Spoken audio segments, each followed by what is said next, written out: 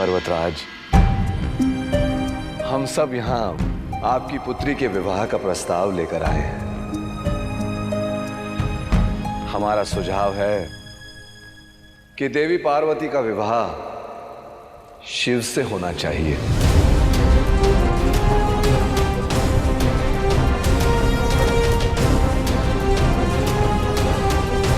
परंतु देवऋषि, हमने तो बालपन में ही पार्वती का विवाह विंध्य के राजकुमार के साथ निश्चित कर दिया था। अब यदि ना कहेंगे तो वचन भंग का पाप लगेगा। नियति को भंग करने का पाप तो नहीं लगेगा ना।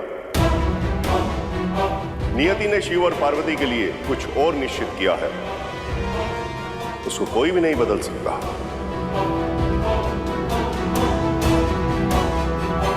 अब मेरी समझ में आया कि पार्वती के जन्म के समय आप सभी देवी देवताएं हमें बधाई देने क्यों आए थे।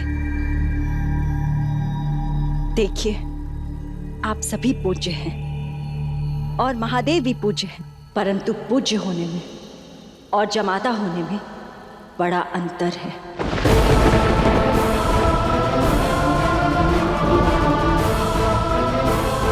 वो वैरागी और हम अपनी पुत्री का हाथ किसी वैरागी के हाथ में कैसे दे दें, जो वर्षों से सांसारिक बंधनों से विमुख होकर ध्यान में लीन है। वो शिव गृहस्थ जीवन कैसे अपनाएंगे।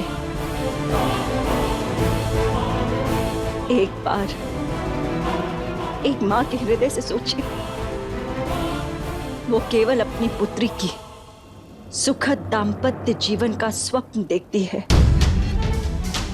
और शिव उनका गृहस्थ जीवन कैसा रहा है ये आप सभी जानते हैं।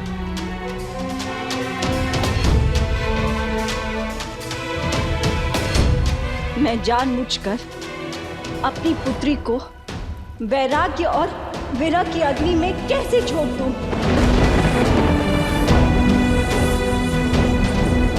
एक मां की आपसे विनती है कि आप कभी भी आप शिव और पार्वती के विवाह के बारे में हमसे बात नहीं करेंगे और ना ही हमें ऐसे बेमेल विवाह के लिए बाध्य करेंगे।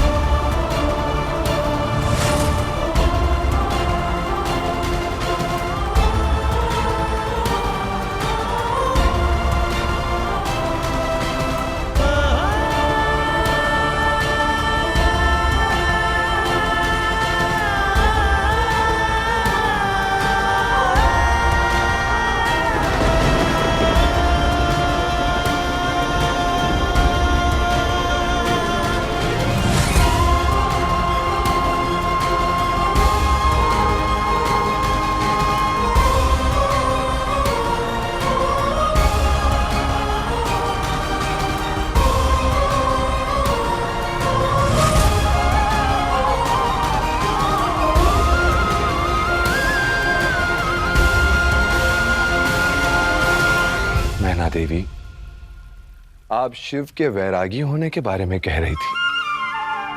क्या आप जानती हैं शिव ने वैराग्य क्यों लिया? प्रेम के कारण।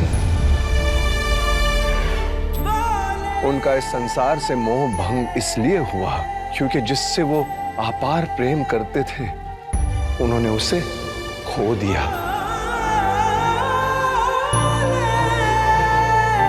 इसलिए वो वैरागी बने और इस वैराग्य में ही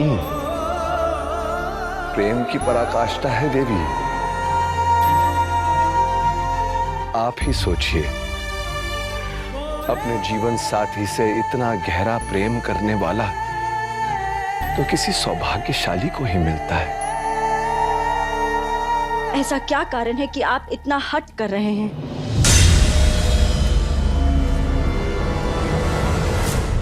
यदि मैं, ब्रह्मदेव और नारद कोई प्रस्ताव लेकर आए हैं तो अवश्य उसके पीछे कोई ना कोई उद्देश्य होगा।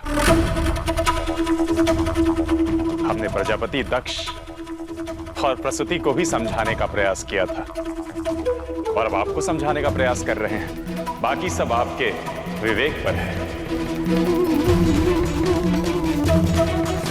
बस इतना समझ लीजिए कि आपकी पुत्री और महादेव का विवाह जगत कल्याण हेतु अति आवश्यक है।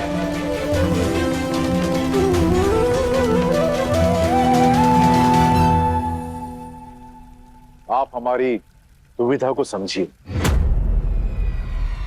पिताश्री,